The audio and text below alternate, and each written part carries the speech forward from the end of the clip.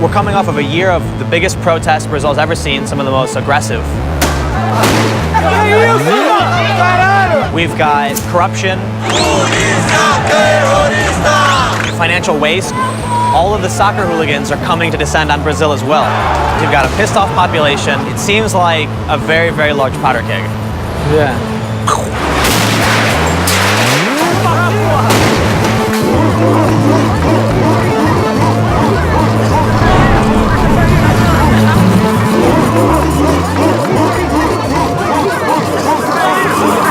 In 2007, FIFA chose Brazil to host the World Cup. Brazil. It seemed like a brilliant idea, hosting the World Cup in the most football-fanatic country on the planet. Little did they expect that it would become the focus of some of the largest protests Brazil has seen in decades.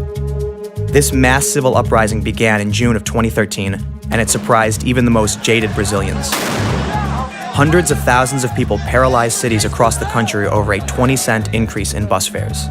The police response was brutal in the beginning. Elite military police units trained to pacify Rio's slums were brought to quell demonstrators. But the police violence drove more people into the streets.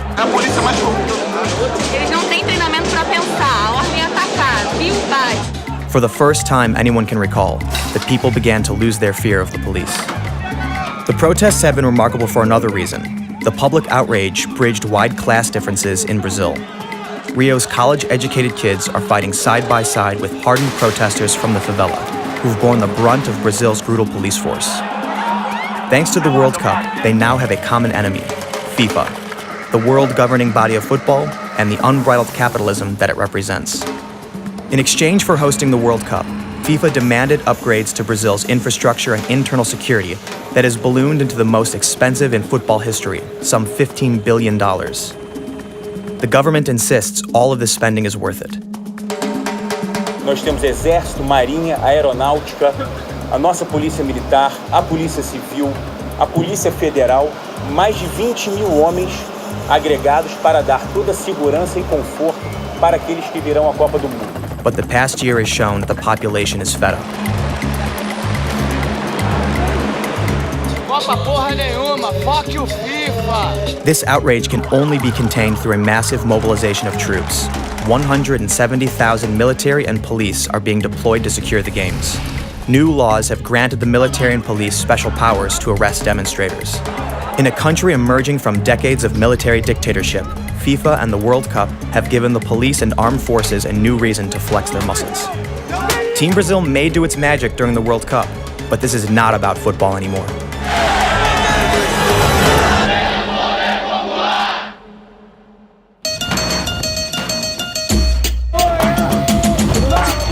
In Rio, we joined probably the most peaceful protest of the year, the annual marijuana march, where everyone is too stoned to cause trouble. We went there to meet up with Matias, who has been filming the chaos in the streets from day one last year. He's part of the movement and an activist in his own right, not afraid to get his camera up in the face of the police. Vocês estão acuadinhos, Vocês estão acuadinhos! Vocês estão com medo, meu irmão? Pô, tá acuadinho, tá tirando aí! Apontou teu direito! Corre, meu irmão! Tá tirando aí, tá doido, cara! Vocês são malucos, meu irmão! Toma no cu, seus filhos da puta! Olha, atirou na minha câmera! Mas a minha câmera é boa, seu merda! É o filho da polícia! Meu irmão! Vai tomar no teu cu, seu filho da puta! Toma no teu cu! After hurling a beer can at a cop last year, he was arrested, but even that didn't stop him from filming. We headed to downtown Rio, where one of the largest riots took place, to get an insider's perspective on what the demonstrations are really about. Let's go. We're gonna run for it? Yeah, let's go. Hey. We made it. Rio de Janeiro way of crossing the street, you know?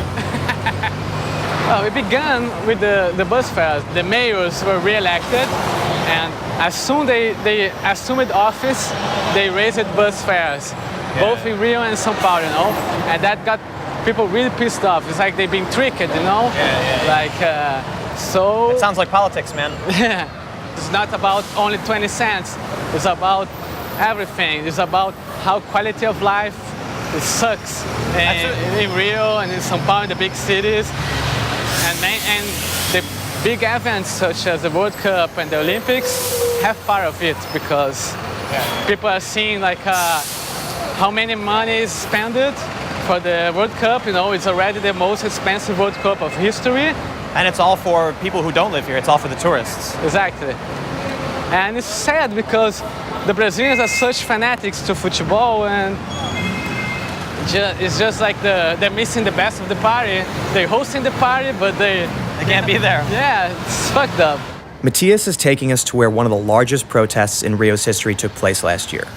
Most of the protests until then had been hidden from sight and confined to poor areas in the favelas. But this uprising took place right in the middle of downtown Rio. There was, the protests going all over the country. So some people like, oh my God, this is the fucking revolution's coming. It's the fucking day I waited all my life,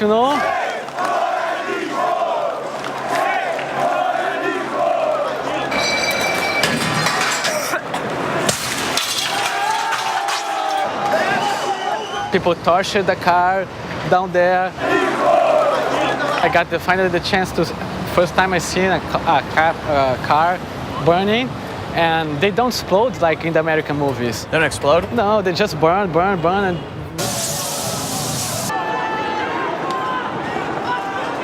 was our expectation, will it be exploding? No, it didn't. You didn't get your action movie sequence on it. Yeah.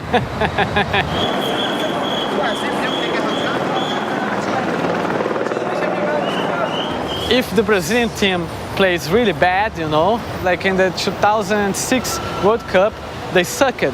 They played really bad, If that happens again, things can get out of control because then all the population will be pissed off with the Brazilian national team, and come on, now there's more like 1 week of these gringos having party here, that can be frightening. Football and politics are so intertwined in Brazil that whether by accident or design, the presidential elections always happen the same year as the World Cup. The World Cup has been seen as a way for the government to boost its ratings, and there's an official view that Brazilians' love for football will override all other problems.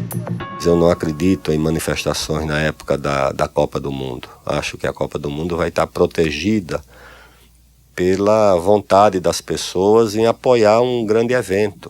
Eu acho que quando essas seleções começarem a desembarcar no Brasil e os turistas e as turistas de todo mundo começarem a desembarcar no Brasil, nós teremos um ambiente muito mais de festa do que de protesto. But events in Rio last year proved otherwise, and could be an indication of what to expect during the World Cup in this city. On June 30th, 2013, undefeated Spain played Brazil in the Confederation Cup final at Maracana Stadium in Rio. This would be kind of a dry run for the World Cup. 6,000 police were deployed around the stadium versus 1,200 protesters.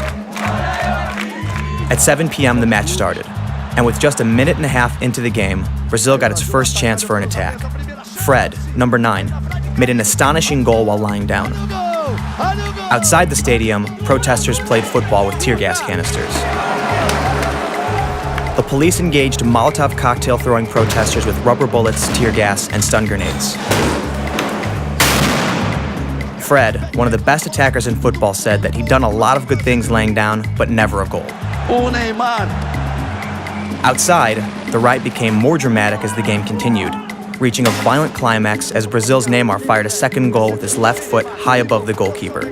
Brazil pummeled Spain 3-0, defeating Spain's record 29-game winning streak. But this spectacular win wasn't enough to keep protesters off the streets.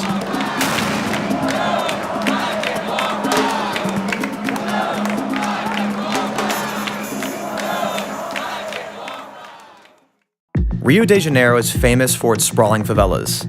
There are 750 of these slums stacked up on the hills throughout the city. Migrants from the countryside seeking work built these favelas, which have spread higher and higher into the mountains. But over the years, these slums have been taken over by drug traffickers and gangs. The deepest resentment against the Brazilian government can be found in these neighborhoods. Então de morador aí morre aí como inocente às vezes, polícia aí quer botar a culpa nos traficantes. These vast slums, like the Complexo de Alemão in the northern sector of Rio, have long been neglected by the state. For decades, these places were left to rot. Basic services are non-existent, and drug gangs have set up a parallel government. But under the banner of security for the World Cup and the 2016 Olympic Games, the government launched operations imposing military law and a de facto police state on a vast majority of Rio's urban poor. At the battalion headquarters of the Brazilian Army at Complexo da Maré, Major Kruchek insists the pacification efforts are not linked to the World Cup. Assim, essa operação, ela não é específica para a Copa do Mundo. Ela foi visualizada para trazer mais segurança nessa área aqui, que é uma área fundamental na cidade. É considerada a maior favela aqui do Rio de Janeiro. Então são 130 mil habitantes que vivem aqui nessa região, que já passou por um período muito grande de ausência do Estado, né? Então tem mais de 30 anos que vive-se uma situação assim de abandono mesmo, praticamente, né? De ações sociais, de policiamento também. Então as organizações criminosas, elas dominaram essa área aqui por muito tempo. The operation is currently going on right now. Então nós já fizemos mais de 30 dias de atividade aqui. Ela funciona 24 horas por dia, 7 dias por semana, which we see the cars, the people looking for drugs, looking for guns. Do you think that the operation puts stress on the innocent people who aren't criminals, having to deal with the military and the police coming in to do this work? Aqui, a comunidade ela viveu muito tempo dominada pelos criminosos. Então eles têm receio de chegar e apoiar a gente, de conversar com a gente, com medo de ter uma retaliação depois do criminoso. Então, com o passar do tempo, nós vamos tirar esse medo que eles têm, né? E ver que o Estado está presente, dando segurança para a comunidade como um todo.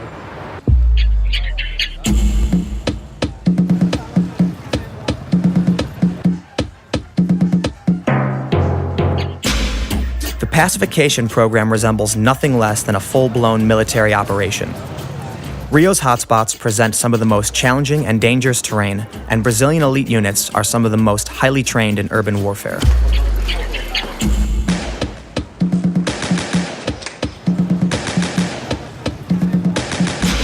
Right now we're at Favela do Maré.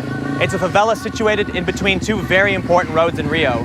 Now, for a long time, a lot of the favelas in Rio were not under state control. There were no police here at all. They were controlled by gangs. So the government has started occupying these spaces, these neighborhoods, to try and bring them back under their control. Right now, we've got military here. And once the military clean up the neighborhood, they're going to send in the military police and then the civilian police.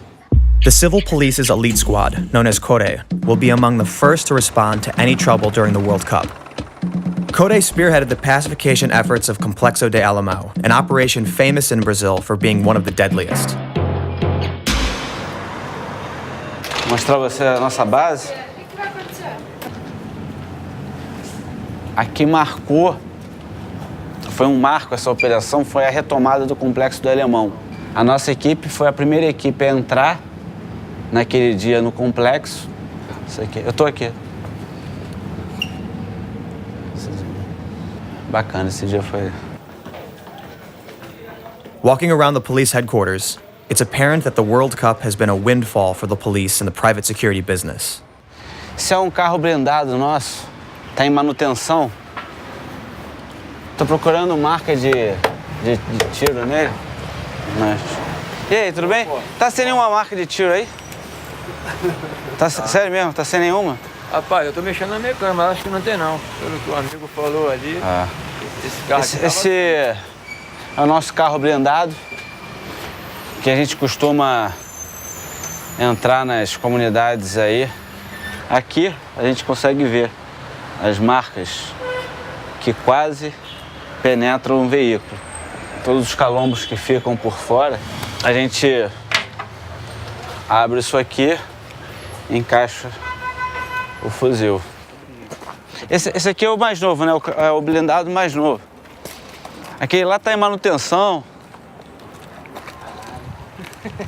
É um monstrão, né, velho?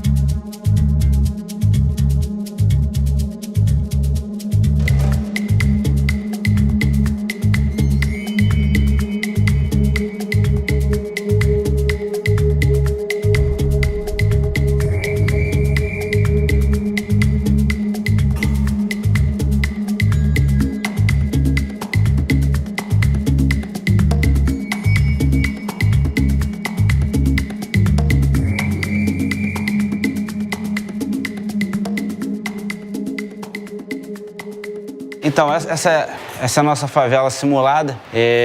A gente projetou, essa favela foi projetada pelos próprios operacionais da Core.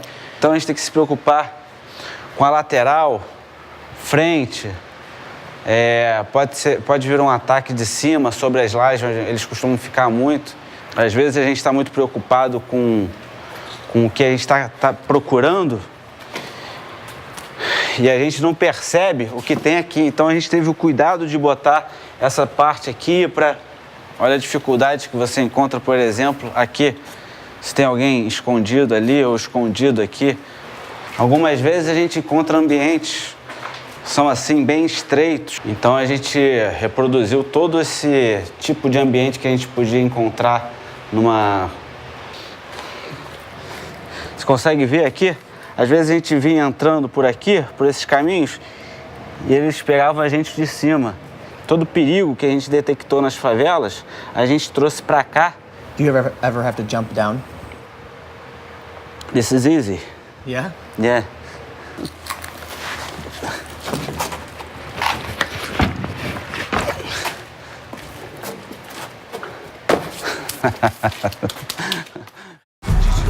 While the fake favela was cool, we wanted to hear what the cops do in the real favelas.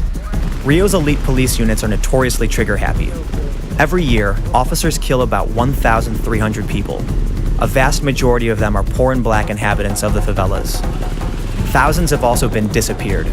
We're on our way to Favela Rocinha to meet with the wife of a man who was disappeared by the police last year.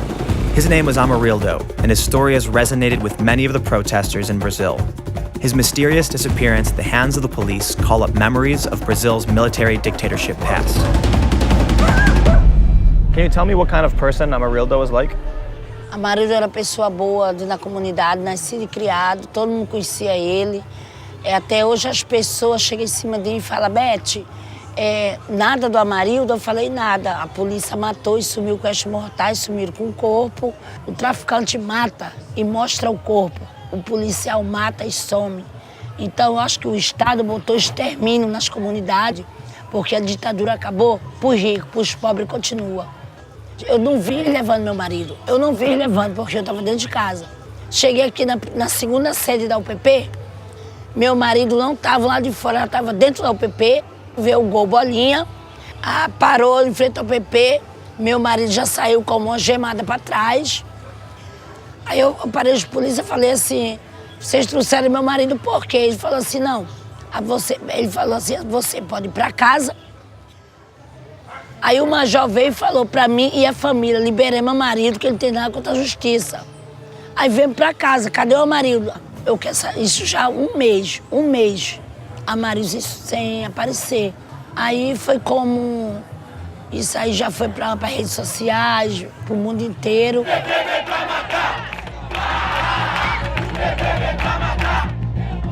A Rocinha tá aí, tipo assim, a marido sumiu. O que acontece? Aí teve aquele protesto.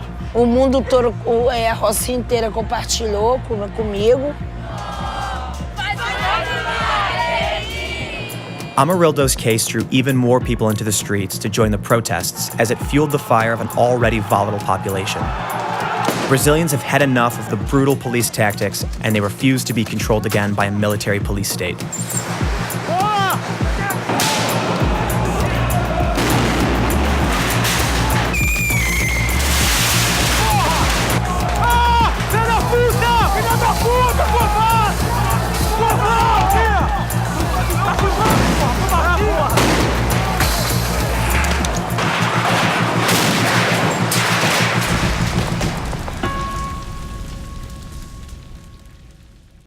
In order to host the World Cup, FIFA demanded that Brazil go through a huge makeover in terms of security and infrastructure. On the ground in Rio, this translated into a war against drug gangs, but really, it was part of a larger war against the disaffected population in the favelas. But the favelas fought back, killing officers and even shooting down a police helicopter. In the north zone of Rio, just 4 kilometers from the World Cup Stadium, 8,000 families occupied an abandoned telecommunications building. When it came time to clear them out in April this year to make way for the games, the streets erupted in violence. There will be no cup has become a rallying cry across the country resonating especially loudly from within these favelas.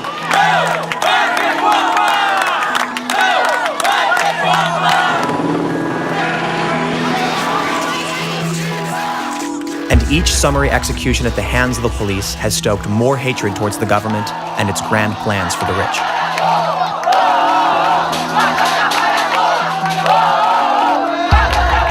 It seems the government's only response to this public anger has been to use more force.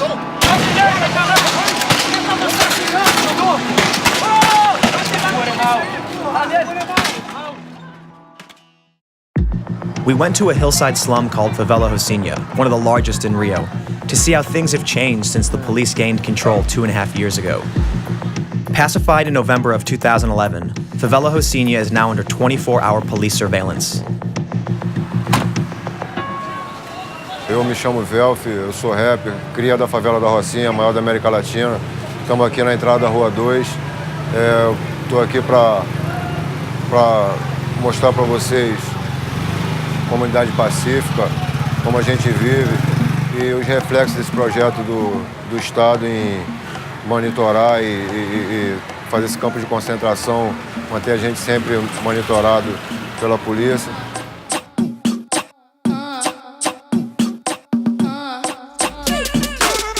So I've been walking around Favela da Rocinha, being shown what's been happening since the pacification. And we met a young man who doesn't want to be named. He's part of the gangs, and he's going to tell us what's going on. So how do you and the people who live in the favelas feel about the World Cup? Pô, a Copa até bom que seja no Brasil, mas sendo que essa Copa é mais para rico.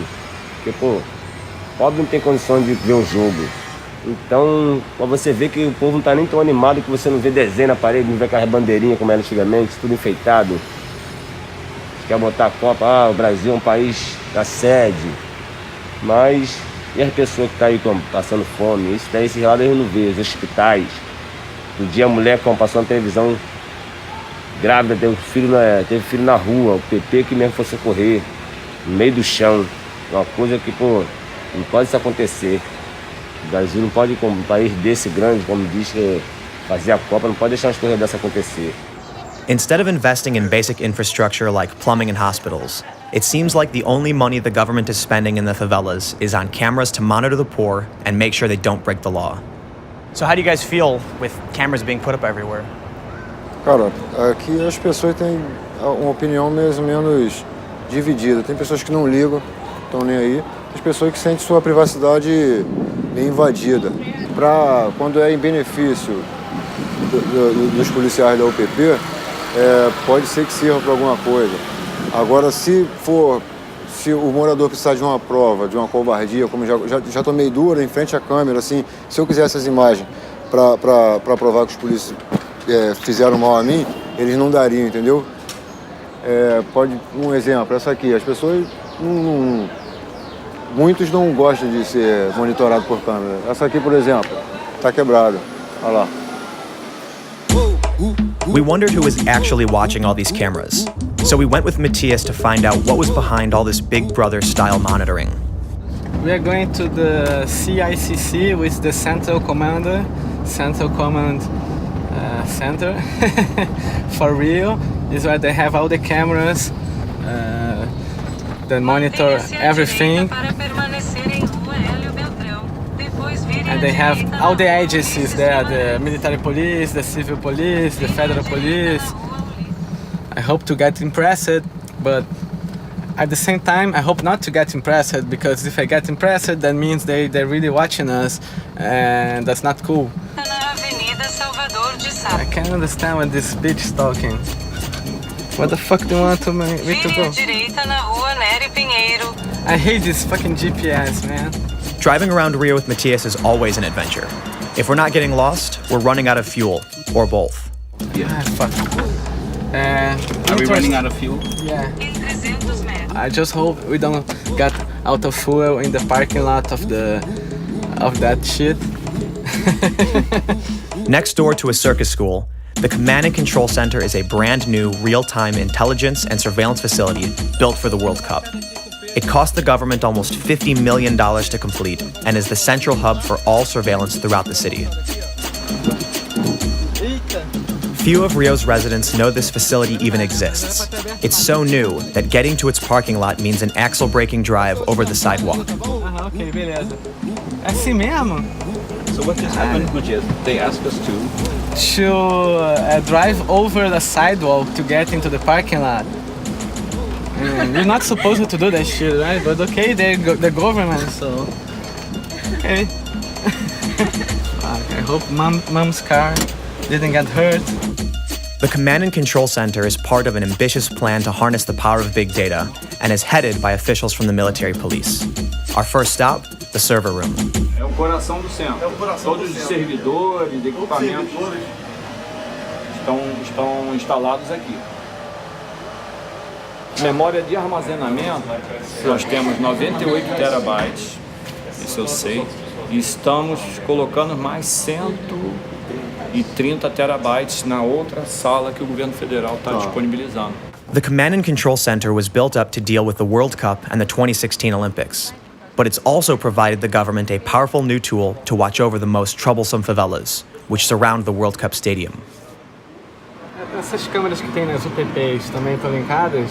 São todas visualizadas aqui. O complexo do Alemão, a gente visualiza as câmeras dele aqui.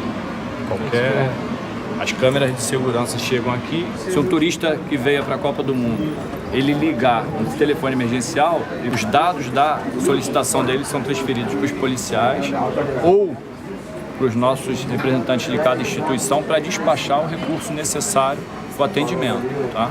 Recebemos aqui as imagens dos helicópteros das polícias. Estão numa situação, por exemplo, manifestação. Ó, o helicóptero está com a imagem em cima da manifestação, nós conseguimos visualizar aqui em tempo real. Quantos desses telões vão mostrar os jogos do Brasil? Aqui? Nenhum. Nenhum? Não acredito. Ninguém vai ver o jogo? Contatinho? Radinho, né? Vai ter que...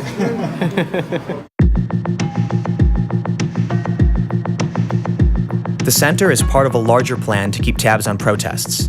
In a move that's been met with widespread popular resistance, the Brazilian government has tried to pass a new anti-terror law that would make protests illegal. The law would allow 15 to 30-year sentences for people inciting civil unrest.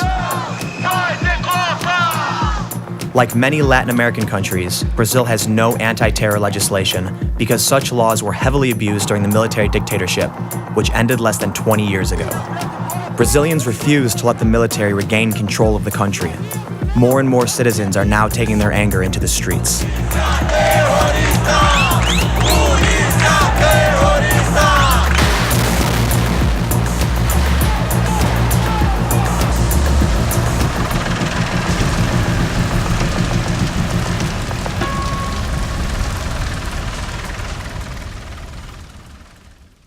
Rio's favelas may now be under police control, but little has changed for residents. Criminal gangs may be temporarily silenced, but now some police have taken their place, skimming money and enforcing their right to do so. Some police are now shaking down businesses here, from the providers of basic services like healthcare, water, and electricity, to the owners of food stands, bars, and nightclubs like this, in the southern Rio slum known as Favela Vidigal.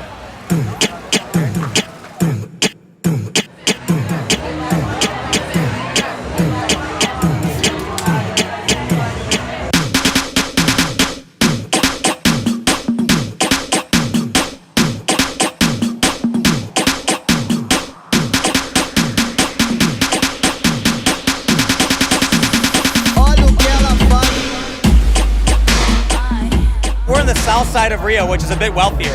And since the pacification of the favelas, gentrification has started happening here. Now these street parties, they were free.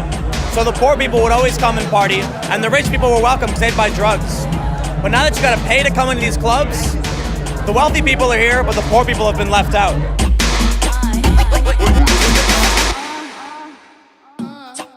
It's not just getting into the club that now costs more, but prices are soaring on necessities like food, transportation, rent, and what hits hardest for Brazilians, the cost of football matches.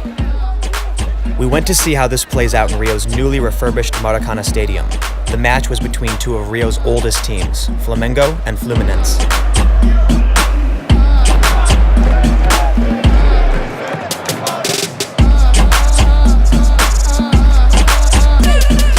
Flamengo-Fluminense match. The Flamengo is the